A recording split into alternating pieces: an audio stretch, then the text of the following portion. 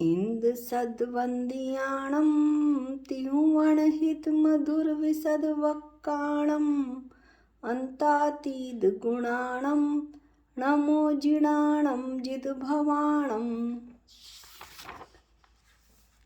समण मुहुक गद मठ्ठम चहुक गदी निवारणम सनिवारणम ऐसो पणमीय सिरसा समे मिणम सुनहा वोच्छामी।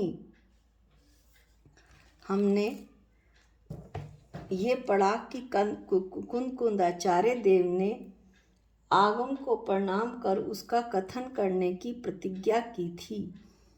तो जो वो प्रतिज्ञा करते हैं वो क्या क्या प्रतिज्ञा कर रहे थे और क्यों कर रहे थे, ये बताया था कि समय प्रणाम एवं कथन करने योग्य है। तो समय प्रणाम एवं कथन करने योग्य है और साथ ही साथ ये इसकी विशेषताएं भी हैं। पहला विशेषण है समय प्रणाम एवं कथन करने योग्य है। समय यानी आगम यानी जिणवाणी यानी अनंत भगवान के मुख से निकली हुई ओंकार ध्वनि। क्योंकि आप द्वारा उपदिष्ट होकर सफल होने से इसकी विवेचना करते हैं। सर्वज्ञ देव का उपदेश इसलिए हितकारी है क्योंकि उनके उपदेश में वही बात कही गई है जिस बात का पालन करके उन्होंने स्वयं विकास पाया है, अपनी आत्मा की प्राप्ति की है, मोक्ष रूपी फल को प्राप्त किया है। कोई नदी को पार करके दूसरे पार पहुंच जाए तो उसको अधिकार है कि वह उस पार खड़े हुए लोगों को मार्ग का इशारा करे कि इस रास्ते से चलना है तो तुम इस पार आ जाओगे। जो नदी में कभी घुसा ही नहीं, देखा ही नहीं, उसे क्या अधिकार है कि वो मुसाफिर को बताए कि देखो इस रास्ते से निकलना है, तुम उस पार पहुंच जाओगे। प्रभु अरहंत देव और वीतराग शमण साधु संत जन यह मार्ग अपनाकर उस पार पहुंच चुके हैं व जा रहे हैं। उनको अधिकार है कि हम सब संसारी प्राणियों को एक मार्ग बताएं, मोक्ष मार्ग, कि उस मोक्ष मार्ग पे जाओ। अब ये कह रहे हैं कि आप द्वारा उपदिष्ट होकर सफल होने से तो समय सफल क्यों है, ये बताया जा रहा है कि समय फल सहित क्यों है। जो इस आगम के अनुसार अपनी प्रवृत्ति करता है ये फल सहित इसलिए है आगम क्योंकि जो इस आगम के अनुसार अपनी प्रवृत्ति करता है उनके नरक, तिर्यंच, मनुष्य और देव 4 गतियों का निवारण हो जाता है। अतः आगम का अध्ययन सफल है। यही विशेषता भी बताई थी। साक्षात फल यह है कि जब वस्तु स्वरूप पर दृष्टि पहुंचती है तो परतंत्रता दूर हो जाती है। पर के प्रति जो रक्तता है वो दूर हो जाती है और सब में अपनी आत्मा में रक्तता आ जाती है। पर से विरक्तता, सबसे रक्त, सब में रक्तता और शुद्ध आत्मतत्व की उपलब्धि रूप निर्वाण की प्राप्ति होती है, स्वतंत्रता मिल जाती है। आचार्य देव कह रहे हैं कि इस ग्रंथ में पदार्थों का स्वरूप बताया जाएगा। 6 द्रव्य, 5 अस्तिकाएं, 9 पदार्थ इत्यादि का वर्णन किया जाएगा, जिसके स्वरूप को सुनकर आपका उपयोग ऐसा निर्मल होगा कि ऐसे विविक्त, ऐसे बिल्कुल अलग आत्म तत्व की ओर आपका उपयोग अभिमुख होगा। आपका उपयोग होगा कि चारों गतियों से, जन्म मरण से छुटकारा मिल जाएगा। आगम में मुक्ति का उपाय दिखाया गया है। इस आगम द्रव्य को प्रणाम करके तुम सुनो। आचार्य देव कहते हैं कि इस आगम द्रव्य को प्रणाम करो और सुनो। इस शास्त्र को प्रणाम करके मैं कह रहा हूँ। अब समय सफल है ये बता दिया क्यों। 4 गतियों का निवारण करने वाला होने से, परतंत्रता निवृत्ति होने से, शुद्ध आत्म तत्व की प्राप्ति रूप निर्माण का परंपरा रूप कारण होने से, स्वतंत्रता प्राप्ति से। अब आगम का तीसरा विशेषण था। आगम समय या जिन्वाणी की जो समय है वो शब्द समय की त्रिविधता है। शब्द समय, अर्थ समय और ज्ञान समय। अब इसकी विवेचना करते हैं। समय का प्रतिबोध 3 प्रकार से है, यानी समय को जो समझाया गया है वो 3 प्रकार से समझाया गया है। शब्द समय, अर्थ समय और ज्ञान समय। समय का मतलब है वस्तु। वस्तु इतना शब्द बोल दिया जाए तो यह हुआ शब्द समय। जिस समय वस्तु शब्द एक कागज पर लिखकर पूछें कि बताओ यह क्या है, तो आप कहेंगे यह वस्तु है, पर वह वस्तु तो नहीं है, वह तो लिखा हुआ है, वह शब्द वस्तु है। चीज उठाकर पूछें कि ये क्या है, तो आप कहेंगे यह वस्तु है, यह हुआ अर्थ वस्तु। और वस्तु के संबंध में जो ज्ञान किया जाता है वह ज्ञान वस्तु। प्रत्येक बात 3 प्रकार से होती है, शब्द, अर्थ और ज्ञान। जैसे घर, घर भी 3 प्रकार से है, शब्द घर, अर्थ कर और ज्ञान घर। घ और र ऐसे 2 वर्ण लिखे जाएं कागज पर और पूछा जाए कि बताओ ये क्या है, तो आप कहेंगे कि घर है, तो रह लो इस घर में, आराम से रह लो इस कागज के पर लिखे हुए घर में। नहीं, ये तो शब्द घर है। यह जो मिट्टी पत्थर का बना हुआ है, फिर ये क्या है? यह अर्थ घर है। इसमें अर्थ क्रिया होगी। रह लो, ठहर लो, यह सब कुछ इस घर में होगा। लेकिन इस घर के बारे में जो समझ बनी हुई है, जो ज्ञाता दृष्टा मेरा रूप है, वो जो जानने की शक्ति रखता है कि ये घर है, और ऐसी समझ का नाम, ऐसे जानने का नाम ही घर है। यह समझ, ये जो जानना है वो ज्ञान घर है। अब इससे संबंधित कुछ बातें और भी हैं।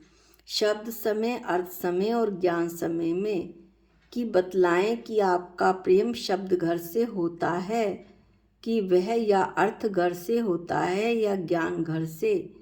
यह प्रेम आपका शब्द घर में है, तो क्या जो कागज में घ और रा लिखा था उसमें प्रेम है क्या? इस शब्द घर से तो कोई प्रेम नहीं करता। ईंट चूने से उठा हुआ जो घर है, इस घर से तो प्रेम कोई कर ही नहीं सकता। यह आपका भ्रम है जो मानते हैं कि हमारा घर से प्रेम है। इस ईंट पत्थर से आपका प्रेम नहीं हो सकता। क्यों? क्योंकि आप एक पृथक द्रव्य हैं, आत्म पदार्थ हैं, और घर जो है पुद्गल है। एक एक द्रव्य अपनी ही क्रिया कर सकता है, दूसरे की क्रिया नहीं कर सकता। यह घर पृथक पौद्गलिक स्कंध है। एक पदार्थ का काम लिख भी दिया, इसमें दूसरे पदार्थ में नहीं होता। आपकी जो प्रेम पर्याय है उसे भीतर में प्रेम रूप परिणमन होता है। यह प्रेम रूप परिणमन आप में हो सकता है। आपकी कोई परिणति, आपका कोई प्रेम आपको छोड़कर दूसरे वस्तु में नहीं जा सकता। यह पदार्थ के स्वरूप की विशेषता है। वो प्रेम आपके अंदर ही रहेगा, वो उस मिट्टी चूने के घर के अंदर नहीं जा सकता। तो आप अर्थ घर में प्रेम कर ही नहीं सकते।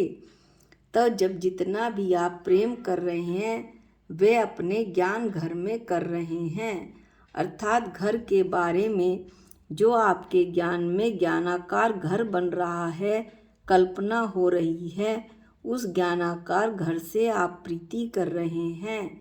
ऐसे ही आप सब पर घटा सकते हैं, पुत्र 3 तरह के होते हैं, शब्द पुत्र, अर्थ पुत्र, ज्ञान पुत्र। जो 2 टांग का है, आपके घर में जो उछलता मचलता है, वह है अर्थ पुत्र। और पू और त्र एक कागज पर लिख दिया तो वह हुआ शब्द पुत्र। और पुत्र के बारे में जो आपकी कल्पना हुई, आपके ज्ञानाकार में, आपके ज्ञान में जो ज्ञानाकार पुत्र बना कि यह मेरा पुत्र है, ऐसा भाव, इस प्रकरण का जो ज्ञानाकार बना है आपके आकार में, वो है ज्ञान पुत्र। अब यह बताएं कि आपको प्रेम किस में है। शब्द पुत्र में तो है नहीं, क्योंकि वो तो कागज में लिखा है। अर्थ पुत्र आपसे अलग जीव द्रव्य है, तो आप प्रेम कर ही नहीं सकते। एक द्रव्य दूसरे द्रव्य में कुछ नहीं कर सकता। ये आपका भ्रम है जो ये मानता है कि मैं अर्थ पुत्र से प्रेम करता हूँ।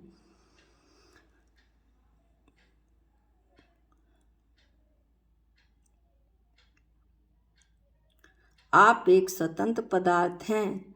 आत्मा एक स्वतंत्र पदार्थ है। आपकी कोई भी परिणति, आपका द्रव्य, आपकी शक्ति, आपकी पर्याय, कुछ भी आपके प्रदेश को छोड़कर बाहर जा ही नहीं सकती। यह वस्तु का अटल स्वरूप है, अखंड स्वरूप है। जो आप में जो प्रेम होता है, वह प्रेम आपके चारित्र गुण की विकृत पर्याय है। यह प्रीति रूप परिणमन आप में ही समाएगा। आपसे बाहर किसी भी जगह आपका प्रीति रूप परिणमन नहीं पहुंच सकता।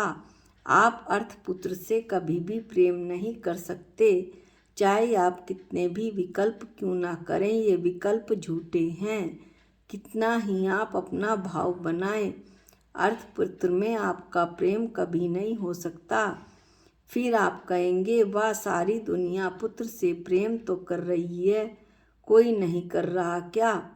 एक किसी पदार्थ का ख्याल बनाकर अपने आप में जो कल्पना जाल रचा है, उस कल्पना जाल में प्रेम किया जा रहा है। यानी कि आपके ज्ञान में जो ज्ञानाकार पुत्र बन रहा है, वो जो कल्पना उसकी हो रही है, उसी से आपका प्रेम है। दूसरे से कोई प्रेम नहीं कर सकता। तो कहने का मतलब है कि आपका निकट संबंध आपके ज्ञान से है, ना शब्द से है, ना अर्थ से यानी पदार्थ से है, पर काम तीनों से पड़ता है। शब्द घर के माध्यम से अर्थ घर को बताया जाता है। और किसके लिए बताया जाता है? ज्ञान घर की प्रसिद्धि के लिए, यानी ज्ञान घर को जानने के लिए, यानी उसे कल्पना जाल कैसा रुच रहा है, वो घर उसे कल्पना में कैसा लग रहा है, इस बात को बताने का माध्यम शब्द है। और फिर वस्तु की ओर संकेत है। ऐसे ही इस शास्त्र में अर्थ समय का व्याख्यान होगा, अर्थात जीव, पुद्गल, धर्म, अधर्म, आकाश और काल, इन 6 द्रव्यों का वर्णन चलेगा। किस लिए? इस एक ज्ञान की सिद्धि के लिए हम वस्तु के स्वरूप का सही ज्ञान करें और यथार्थ जानकर पर द्रव्यों से उपेक्षा करके अपने आप को निज अंतस्तत्व की अनुभूति करें, निज आत्मा की अनुभूति करें। इस कारण से इस ग्रंथ में 5 अस्तिकाय और 6 द्रव्यों का वर्णन चलेगा। इस तरह से हमने तीनों विशेषण इसके पढ़े कि ये जो है समय सफल है, समय प्रणाम एवं कथन करने योग्य है, समय त्रिविध रूप है। अब थोड़ा सा इसमें और लेते हैं और गाथा 2 की समाप्ति करते हैं। वीतराग सर्वज्ञ महाशरमण यानी अरंत के मुख से निकले वे शब्द समय अभी बताया कि जिनवाणी जो कि शब्द रूप है, जैसे कि घ और र घर शब्द समय, इसी तरह शब्द आगम जिनवाणी।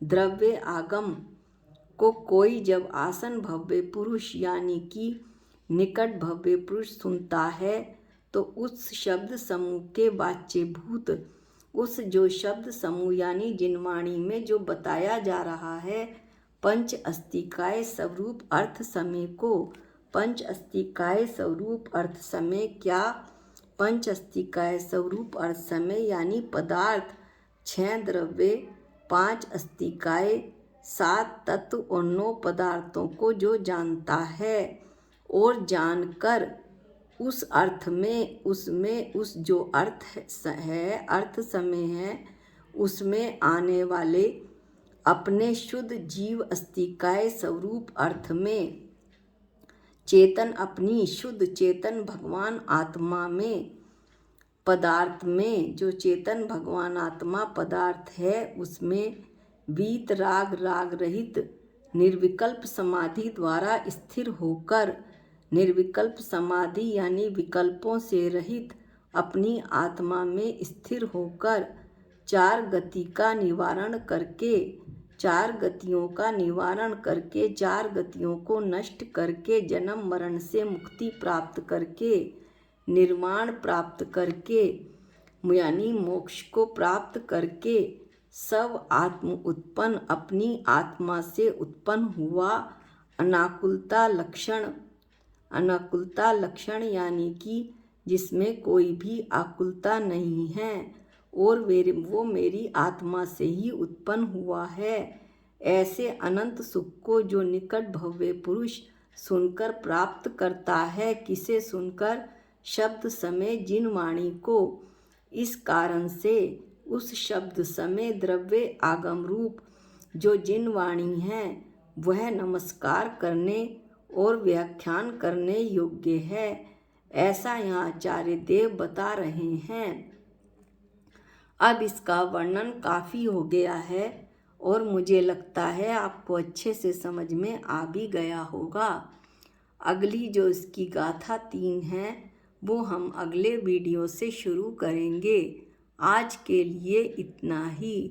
निज निधि निज में बताई ये अनंत उपकार है इसके लिए जिन वाणी माँ को वंदनानंत बार